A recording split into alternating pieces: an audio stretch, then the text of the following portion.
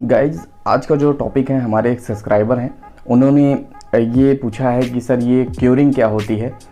तो आज मैं इसी टॉपिक पर डिस्कस करने वाला हूँ। मैं भी सोच रहा था काफ़ी दिन से कि आपको क्यूरिंग के बारे में बताऊँ, मतलब जो तराई होती है उससे कैसे करते हैं, क्यों करते हैं, क्या रीज़न है इसके पीछे कि हम ढलैया करवा लेते हैं, स्लैब बनवा लेते हैं या बीम कॉलम की ढलाई हो जाती है, कास्टिंग हो जाती है, उसके बाद उसको हम पाइप से क्या करते हैं, तराई करते हैं। ठीक है ना। तो ऐसा क्यों करते हैं और इसके पीछे का रीज़न मैं आज आपको बताने वाला हूँ। थोड़े से वीडियो मेरी जो होती हैं वो लंबी हो जाती हैं, क्योंकि मैं ये सोचता हूँ कि अगर मैं कोई भी टॉपिक आपके सामने लेकर के आऊँ तो उसको टोटली मैं आपको डीपली समझा सकूँ। तो वीडियो को ज़रूर पूरा देखा करिए, तब आपको पूरा का पूरा समझ में आएगा। तो लेट्स स्टार्ट इट।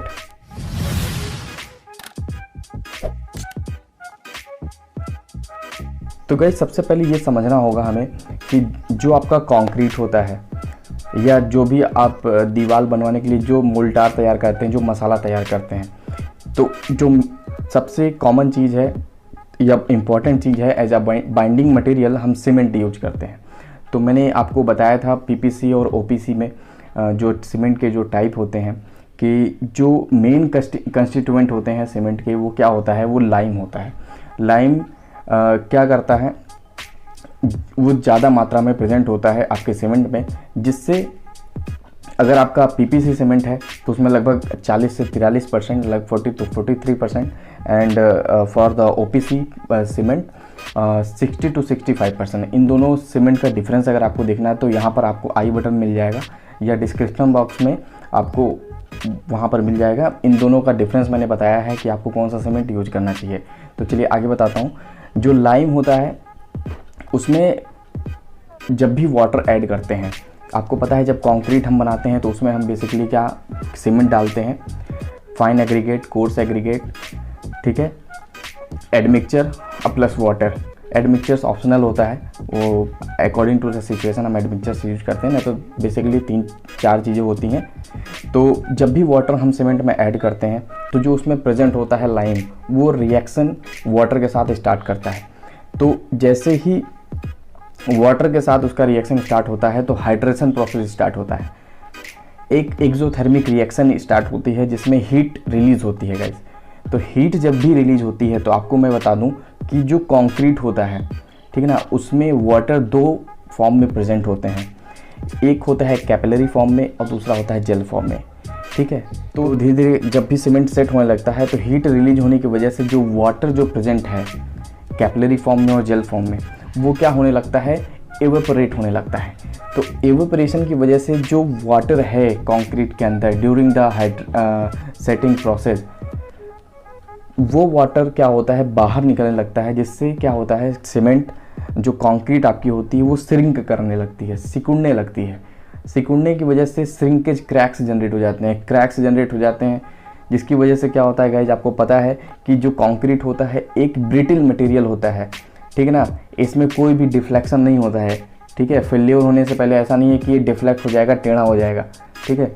तो जब भी क्रैक जनरेट होता है कंक्रीट में तो ये आप जान लीजिए वो बहुत ही ज़्यादा डेंजरस होता है, क्योंकि डायरेक्ट फेल्योर होता है उसमें। कंक्रीट के कोई भी अगर आपका बीम बना हुआ उसमें क्रैक्स आ गया, या स्लैब आपकी है जो छत पड़ती है, या कॉलम अगर आपका है उसमें अगर क्रैक्स हैं गाइस, तो ये समझ लीजिए कि वो कभी भी विदाउट एनी इंफॉर्मेशन वो गिर सकता है, फेल हो सकता है, उसमें काफ़ी ज़्यादा आपका नुकसान हो सकता है, लाइफ का नुकसान हो सकता है। तो इस वजह से हमें क्या करना होता है, जो वाटर बाहर निकल रहा है ड्यूरिंग द एवेपोरेशन, वाटर को हमको क्या करना है, एक्सटर्नल हमको प्रोवाइड करना है। तो वो हम किस में करते हैं, क्यूरिंग में करते हैं। इसी वजह से हम क्या करते हैं कि जब ढलैया हो जाती है, जब कास्टिंग हो जाती है, चाहे वो आपका बीम हो, चाहे वो कॉलम हो, चाहे वो स्लैब हो, ठीक है ना, तो ढलैया के बाद हम क्या करते हैं, आपने देखा होगा after the final settling time लगभग 10 घंटे के बाद हम क्या करते हैं, उसमें पानी भर देते हैं। उसके कई सारे मेथड हैं, किसी दिन मैं इसको डिस्कस करूँगा। कई सारे मेथड्स होते हैं क्यूरिंग के, आपको तराई करने के कई सारे मेथड होते हैं। तो हमने पानी भर दिया तो जो भी वाटर एवेपोरेट हो रहा था वो थोड़ा सा कम हो जाएगा, और जो उससे क्या होगा, जो वाटर है वो आपके कंक्रीट में इंटर करेगा और जो भी वाटर का वेस्टेज ड्यूरिंग द इवेपोरेशन हो रहा है वो पूरा हो जाएगा और क्रैक्स नहीं आएंगे। ज़्यादातर यही होता है कि लोग क्योरिंग नहीं करते हैं, तरैया या कम कर देते हैं, तो क्या होता है उनके क्रैक्स जनरेट हो जाते हैं स्लैब में, बीम या कॉलम में। तो ये एक बहुत बड़ा कारण होता है गाइज। तो चलिए अब हम बात कर लेते हैं कि जब भी आप वो स्टार्ट करते हो, तरैया करते हो, तो कितने दिनों तक हमको तराई करनी है, कितने दिन तक हमको क्योरिंग करनी है गाइज। तो चलिए मैं आपको बता देता हूँ। देखिए, ये डिपेंड करता है कि आपने किस टाइप का सीमेंट यूज किया है। अगर पीपीसी सीमेंट आपने यूज किया है तो उसमें लाइम कंटेंट कम होता है एज कम्पेयर टू ओपीसी, तो आपको उसमें थोड़ी सी कम तराई करनी होती है, क्योरिंग करनी होती है। मैंने ये आपको बताया है, वीडियो ज़रूर देखिएगा गाइज, तो आपको ये पूरा का पूरा अच्छे से समझ में आएगा। ये आई बटन पर क्लिक करके आप ज़रूर ओपीसी और पीपीसी के बीच का डिफरेंस ज़रूर देखिए। तो आज मैं आपको बताऊंगा according to IS code, IS 456-2000 जो होता है, उसके अकॉर्डिंग जो क्योरिंग टाइम होता है, मैं ओपीसी सीमेंट के लिए आपको बता रहा हूँ, कम से कम मिनिमम 7 डेज़ तो होना ही चाहिए। और वो एकदम नॉर्मल कंडीशन में मैं आपको बता रहा हूँ, ठीक है ना। ज़्यादा टेम्परेचर, एटमॉस्फेरिक टेम्परेचर का ज़्यादा नहीं है, एकदम नॉर्मल कंडीशन है, तो मैं बता रहा हूँ आपको मिनिमम 7 डेज़। लेकिन अगर हॉट वेदर है, गर्मियों समर डेज़ है, ठीक ना, तो मिनिमम 10 डेज़, मिनिमम 10 डेज़ तो आपको रखना ही रखना है, क्योरिंग करना ही करना है, ठीक ना। और ये कोशिश की जाती है मैक्सिमम का तो कम से कम 28 दिनों तक आपको करना है। कास्टिंग से ले करके, जब से आपकी कास्टिंग हुई है वहाँ से 28 दिनों तक आपको क्योरिंग करना है।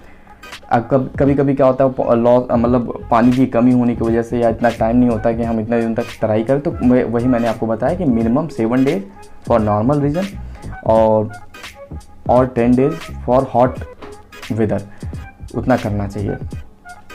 क्योंकि जो स्ट्रेंथ होती है कंक्रीट वो 28 दिनों तक गेन करता है, ठीक है ना। और 3 से 7 दिनों तक वो 50% गेन करता है कंक्रीट अपने स्ट्रेंथ, 14 डेज तक 75% गेन करता है और 28 डेज पे अबाउट 90% वो अपना स्ट्रेंथ गेन करता है, ठीक है ना। जब भी आप क्योरिंग करिए वाटर से तो ये आप हमेशा ध्यान रखिएगा कि उसका जो टेम्परेचर हो not less than 5 degree Celsius, ठीक है ना। नॉर्मल टेम्परेचर जो आपका वाटर का होता है 27 डिग्री सेल्सियस ±2 डिग्री आगे पीछे, हम इतने से तो करते ही हैं, ठीक है ना। और हमेशा ये याद रखिएगा कि जो आपका वाटर हो वो उसका पीएच नॉर्मल होना चाहिए, 7 होना चाहिए, 6 to 7 या 8 तक, 6 से 8 के बीच में ही होना चाहिए। उसी पीएच के वाटर से आप उसको क्योरिंग करिए, ठीक है। तो आज की वीडियो में गाइज इतना ही। अब नेक्स्ट वीडियो में आपको बताऊंगा कि कितने टाइप की क्योरिंग प्रोसेस होते हैं जिससे आप क्योरिंग करते हो। सबसे पहले गाइज आप वीडियो तो देख लेते हो लेकिन उसको लाइक नहीं करते हो, और हमारे चैनल को सब्सक्राइब ज़रूर किया करिए ताकि मैं ऐसे इंटरेस्टिंग वीडियोस आपके लिए लाता रहता हूँ सिविल इंजीनियरिंग के रिलेटेड। और भी कई टॉपिक मैं सोच रहा हूँ जिस पर मैं आपके लिए वीडियो लेकर के आऊँ। Thanks for watching guys.